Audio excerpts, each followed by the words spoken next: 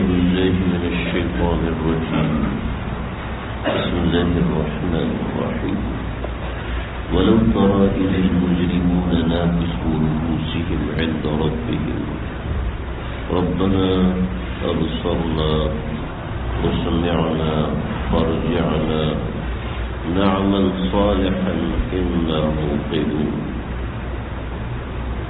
ولو شئنا لآتينا كل نفس هداها ولكن حق القول مني لأملأن جهنم من الجنة والناس أجمعين.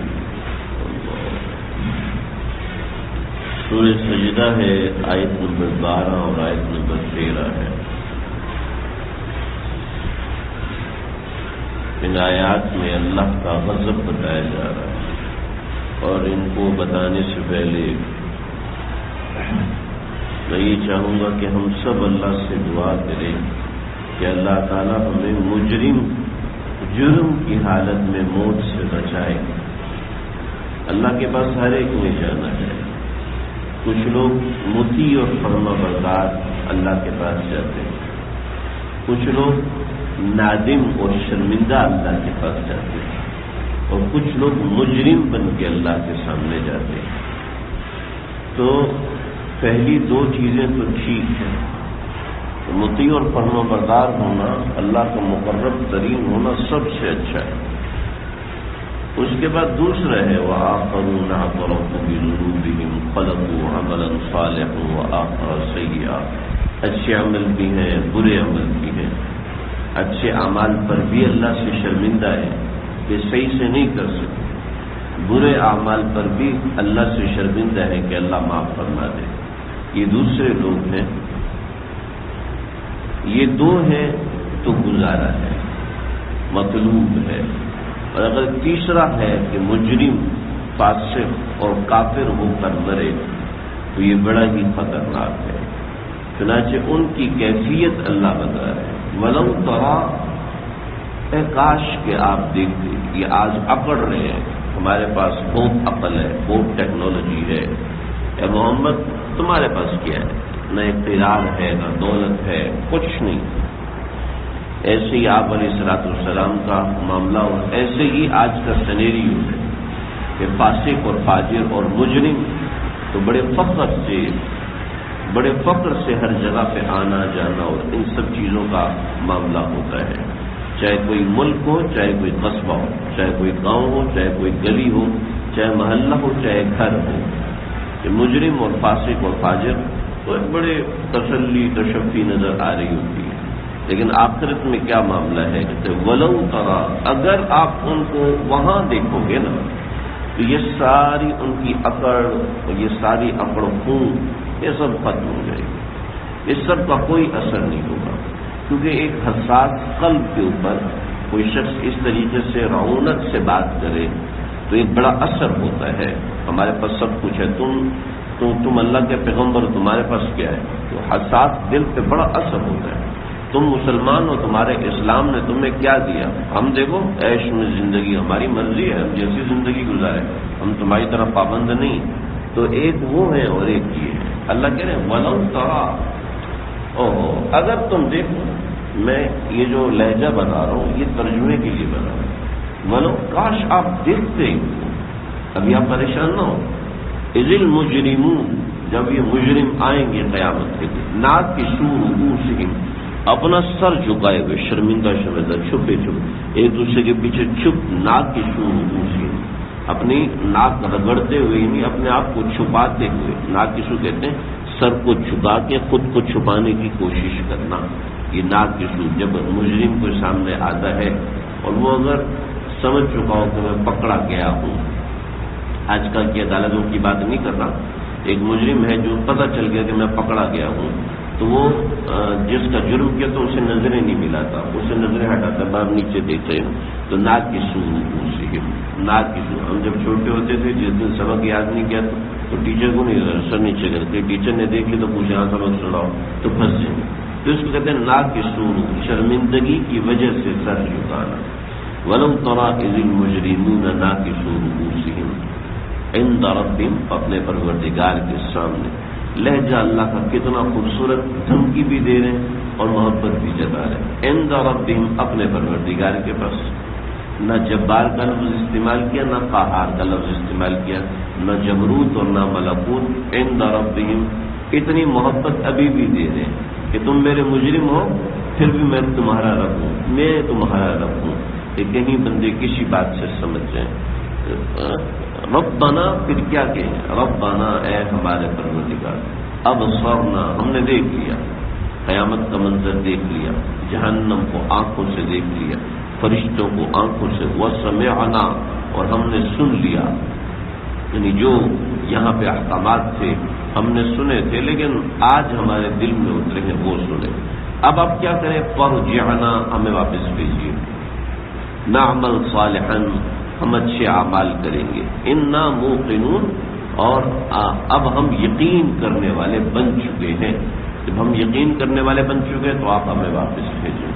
تو اللہ رب العزت اس کو منع فرمائیں گے، ہرگز اجازت نہیں دیں گے۔ قرآن میں دوسری جگہوں پر ہے، حدیث میں وضاحت ہے کہ اللہ رب العزت فرمائیں گے کہ دنیا کے اندر میری طرف سے تمہارے اوپر کئی مواقع پر تنبیہ آئی ہے، کئی مواقع پر ہر انسان کے ساتھ زندگی میں یہ واقعات پیش آتے ہیں کہ چند ایک بار ایسا ہوتا ہے کہ وہ زندگی سے مایوس ہو جاتا ہے، چند ایک بار ایسا ہوتا ہے کہ اس کی آنکھوں کے سامنے آتا ہے کہ زندگی کی ڈیڈ لائن آ گئی، اب بس ختم ہونے کا معاملہ ہے۔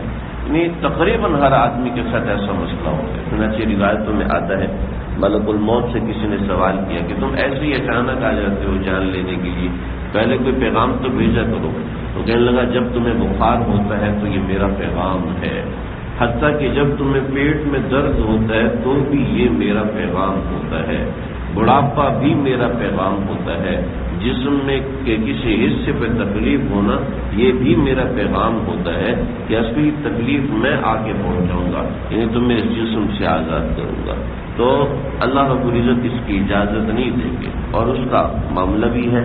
اللہ رب العزت کا اصل منشور اور اصل مقصد دنیا کے اندر لیبلوکم ہے کہ انسان کا امتحان لینا ہے، کہ یہ سب دیکھنے کے بعد، آنکھوں سے دیکھنے کے بعد ایمان نہیں ہے۔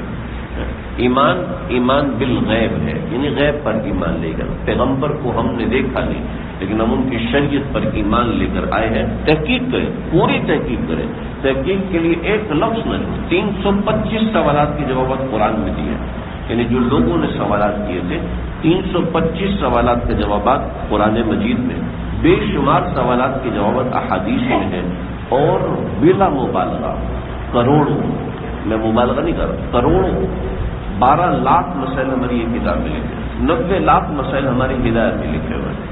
اور یہ کیا ہے؟ یہ لوگوں کے سوالات ہیں، اور لوگوں کے سوالات حقیقت کی بنیاد پر نہیں، ازمپشن بیسڈ سوال۔ اگر ایسے ہو جائے تو کیا ہوگا، اگر ایسا ہو جائے تو کیا ہوگا، اگر اس طریقے سے ہو جائے تو کیا ہوگا، ازمپشن بیسڈ سوال۔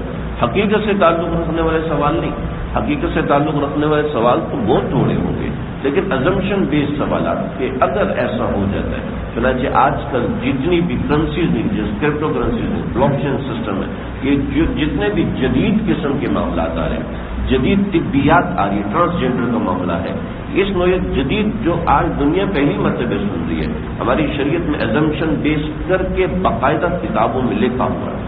اس کی بنیاد پہ جتنے فتاوی جات ہوں گے آپ دیکھیں گے ہماری پرانی لکھی ہوئی کتابوں کے حوالہ جات ہیں، آپ کو قرآن سے اس کا حوالہ ملے گا، اور بڑا سالڈ قسم کا حوالہ ایسے ملے گا کہ اگر آپ عربی سمجھیں یا اس کا ترجمہ سمجھیں تو آپ کو نظر آئے گا ہاں یہ تو اسی مسئلے کے بارے میں دیا ہوا، اسی مسئلے کے بارے میں سمجھا ہوا، اس کو اصول کے تحت، فروع کے تحت ایک ایک چیز بتائی۔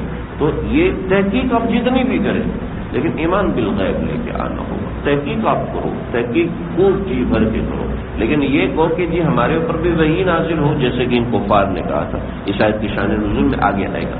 کفار نے کہا ہمارے اوپر بھی وحی نازل ہو تب ہم جا کے ایمان لے کے آئیں گے، ہمارے اوپر اللہ کا کلام نازل ہو، ہمارے اوپر ہر ایک کے اوپر اللہ تعالیٰ کی طرف سے کتاب نازل ہو تب ہم ایمان لے کے آئیں گے۔ تو یہ ایمان پھر لیں، یہ پھر ایمان نہیں۔ ایمان کا تقاضا ہے کہ ضروریات ایمان کو آپ نے ماننا ہے، اللہ کو آپ نے دیکھا نہیں ہے لیکن اللہ کو آپ نے ماننا ہے۔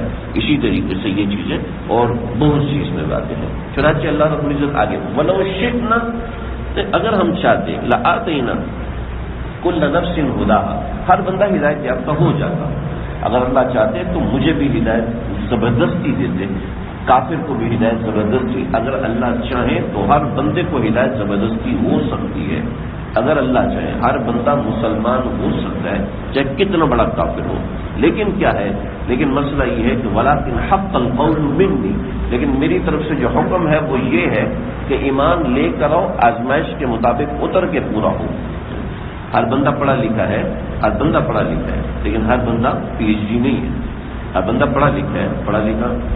اب ہر بندہ پی ایچ ڈی نہیں ہے تو اس کا مطلب ہے ہر بندہ سمجھدار بھی نہیں ہے. سمجھدار ہے، ہر بندے کو سمجھ اپنے حساب سے ہے، لیکن ضروری نہیں کہ وہ پی ایچ ڈی ہو. اسی طریقے سے ہر بندہ سمجھدار ہے، لیکن ضروری نہیں کہ وہ مسلمان ہو. مسلمان ہونے کے لیے ان شرائط پر عمل کرنا ضروری ہے. جو ضروریات دین جسے کہتے ہیں ان کو ماننا ضروری ہے. وہ اعتقادات کی بات بحث ہے. سورہ بقرہ کے بالکل ابتدا میں اس کی تفصیل ہے. سورہ مومنون کی ابتدائی 11 آیات میں اس کی تفصیل ہے. تو بہرحال یہ ہے ولیکن حق القول منی، میری طرف سے یہ اصول ہے، اس کے مطابق ہو. اب اس کے بعد من شاء فلیؤمن ومن شاء فلیکفر، جس کا جی چاہتا ہے مسلمان ہو جائے، ہماری طرف سے جبر نہیں. جس کا جی چاہتا ہے کافر ہو، ہماری طرف سے جبر نہیں. ٹھیک ہے کہ جنت اور دوزخ جانے کا فیصلہ تمہارا اپنا ہے. اور لَأَمْلَأَنَّ جَهَنَّمَ مِنَ الْجِنَّةِ وَالنَّاسِ أَجْمَعِينَ، میں نے جہنم کو بھر دینا ہے، میں نے ضرور جہنم کو بھر دینا ہے. کس سے؟ جنات سے جو کہ سرکش ہوں گے، اور انسانوں سے جو کہ کافر ہوں گے. اجمعین، ان سب کے سب سے بھرنا ہے کہ میں نے جہنم کو بھر دینا ہے جو ایمان نہیں لے کر آئے گا. واضح کر دیا کہ ایمان لانے والے کی جزا یہ ہے اور ایمان نہ لانے والے کی جزا یہ ہے. اس بات کو عنایت میں واضح. اللہ تعالیٰ خاتمہ ہمارا ایمان کے اوپر نصیب فرمائے. ایسا نہ ہو کہ روز قیامت مجرمین میں اٹھیں. اللہ کے فضل اور اللہ کا کرم، اللہ کی رحمت و ایمان کی حالت میں اٹھائے جائیں. اللہ سے مشکل